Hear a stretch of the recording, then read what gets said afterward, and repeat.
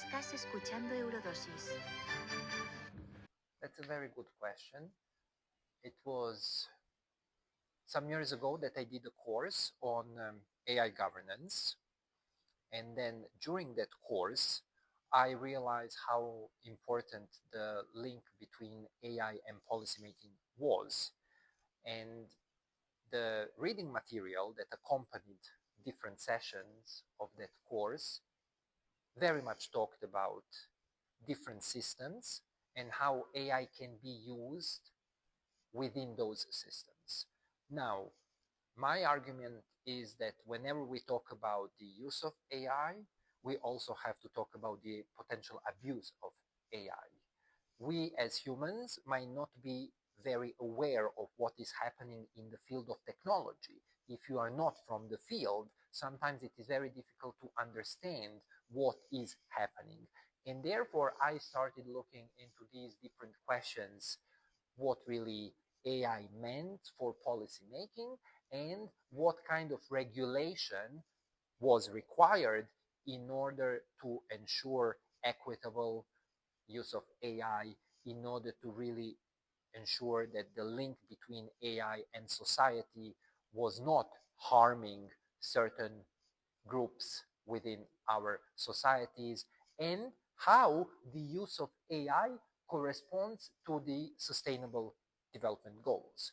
Because the sustainable development goals being important themselves and each of those goals, my question in relation to that was, okay, if we are using AI as we are being encouraged to use it, how does that correspond to each of the sustainable development goals? And then I really became interested more and more in the question of AI and democracy and AI and authoritarianism. So how AI is being developed and deployed within these systems, and which is a different thing, whether AI favors more democratic modus operandi or authoritarian, potentially authoritarian modus operandi. So there are then these two fields that became key for me and my research. And again, where are we within that system? Some would say that there is a difference between how they are used based on the system, but I actually think, and from my experience, it is very important to think about companies that are in charge of AI, to think about their intentions, to think about what they want to achieve through AI. So if companies that are in charge of AI have the potential to benefit more from the authoritarian approach toward AI, it is reasonable to believe that they are going to foster authoritarian means. And what we are seeing now in the political science debate is that we are witnessing more and more authoritarian means even in the West.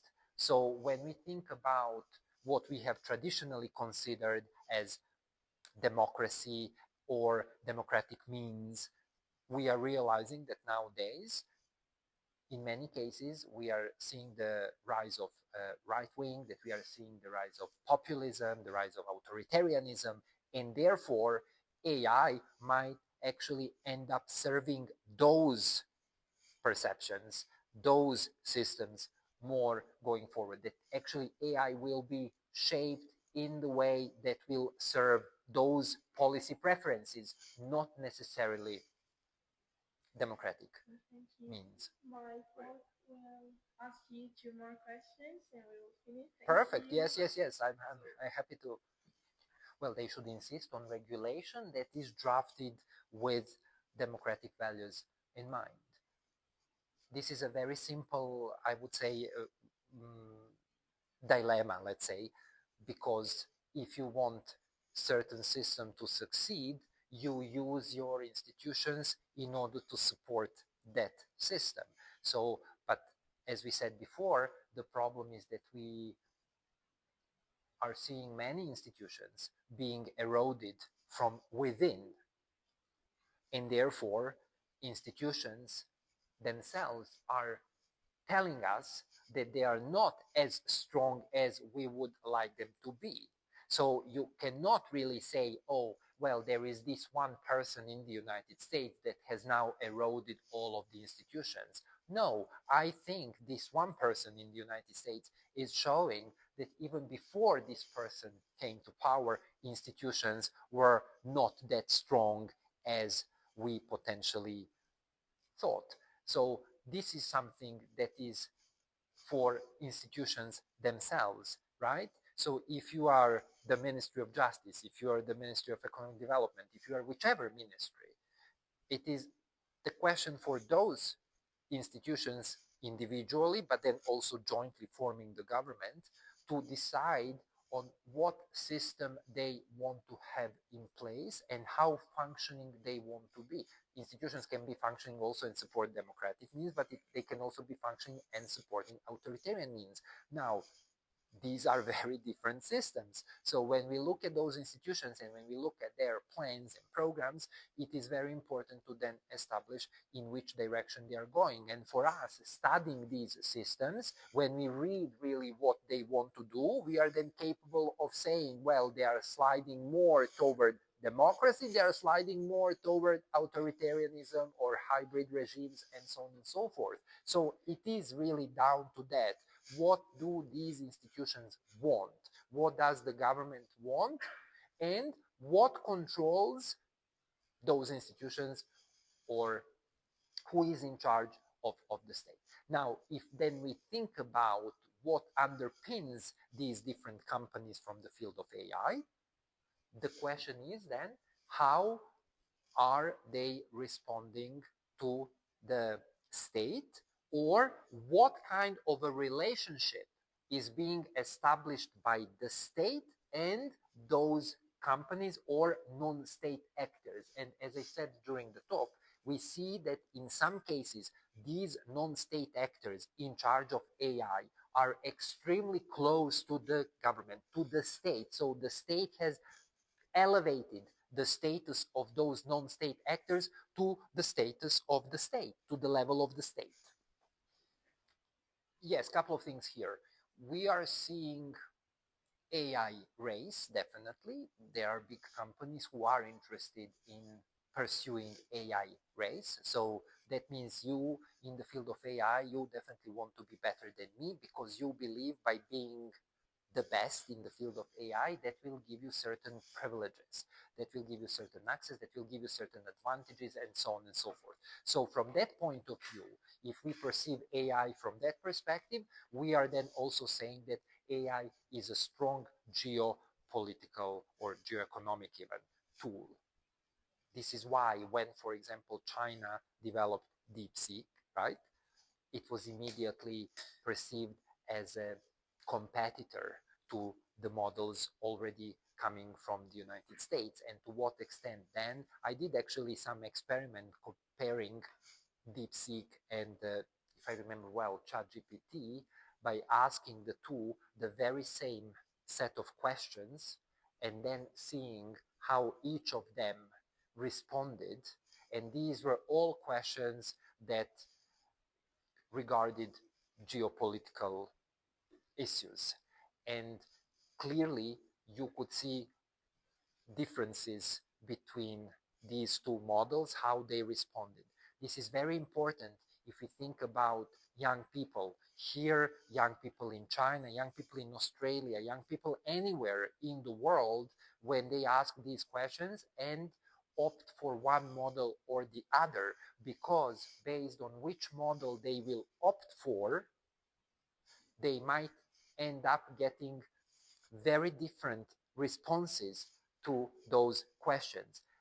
This is very important when it comes to knowledge accumulation. In other words, this means that if you use this one model, you are generating this kind of knowledge, you are accumulating this kind of knowledge. If you are relying on another model, you end up accumulating a different type of knowledge. So basically, there's different bias between different bias, and that really then opens the question of what is here the real. Yes, exactly. What kind of knowledge are we talking about? Is then knowledge so flexible, and therefore you can have your interpretation, I can have my interpretation in relation to the same topic? So then who has the priority? Whose knowledge is really real knowledge? And this is where these models can be quite confusing. And some might say, well, you should actually then use different models in order to really then understand what's going on. But if you're providing me with something that is very different from what he is providing me with, it might be very difficult for me to establish which is accurate. It might actually create more confusion. And I think you would agree with that, because whom do we trust? Whom do we prefer? And based on what? What criteria do we employ to say, oh, actually, he's providing us with more accurate knowledge? Because, as I said before, facts.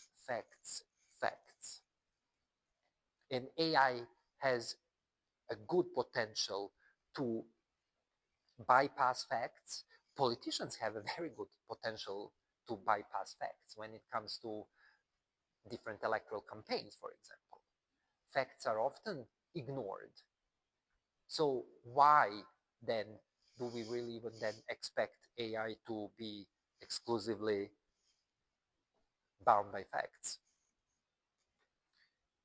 Okay, well, Branislav. If you have more questions, please ask. If you have more questions, and then you can transcribe a bit more. I mean, it will be an app, so you don't have to.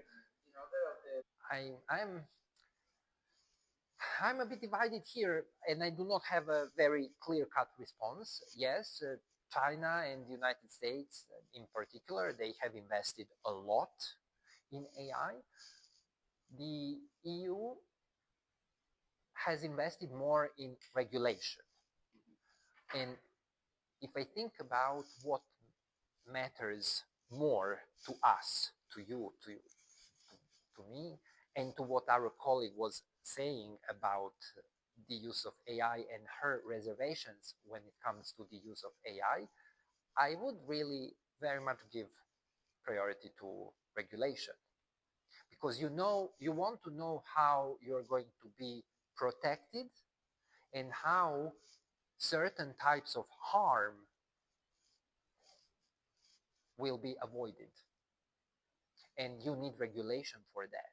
Regulation including this whole idea about human oversight, who is in charge, and so on and so forth.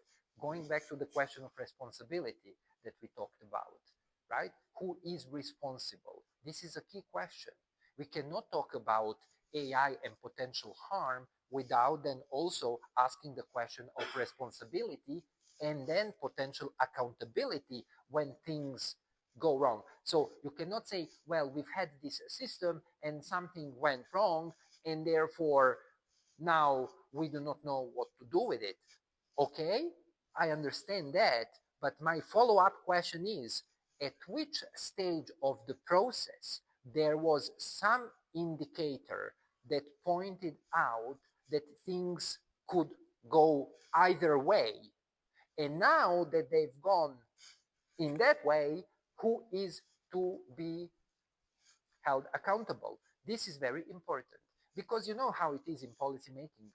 Often people don't want accountability because that can cost you your position, that can cost you your future career, and so on and so forth. So avoidance of responsibility and avoidance of accountability. So this is why I think this theory from the late 80s is interesting to be brought back in to see how these different types of responsibility might help us understand whom do we expect to assist us.